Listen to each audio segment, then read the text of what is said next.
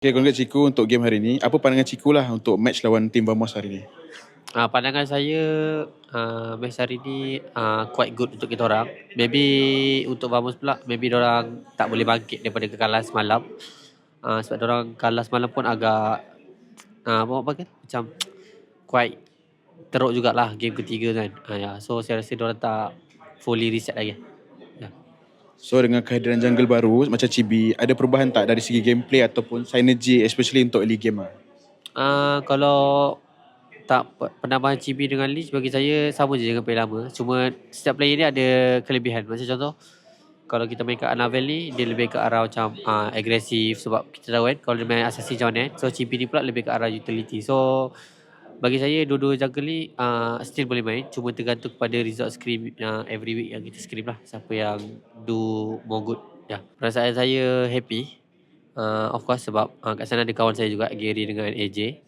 So kita tak boleh pandang rendah diorang juga sebab kita buat perubahan, diorang pun tengah buat perubahan sekarang. So kita tak tahulah siapa yang menang siapa kalah sebab kita tak boleh gunakan result yang kita pernah kalahkan di 2-0. So sebab diorang pun mesti every week diorang cuba untuk jadi lebih bagus kan. And sekarang pun diorang ada penambahan Roma baru iaitu WD.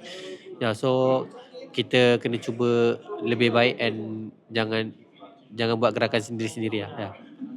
Okay, Ciku lebih pilih Gary atau Chibi? Kalau disuruh pilih sebagai kawan, saya rasa Gary lah kot. Sebab saya lagi lama kenal Gary daripada kenal Chibi. Ya, tapi kalau for mechanic wise and both ni, maksudnya dari segi decision making, saya rasa saya lebih ke arah Chibi sikit. Untuk RRQ, especially Gary, saya tak sabar nak checklist kali kedua. Sebab League 1 saya dah checklist dia. Udah nak CG sekarang saya tengah buat checklist. Sebab week 1 saya dah kalahkan Kogoro, saya kalahkan Gary, AJ.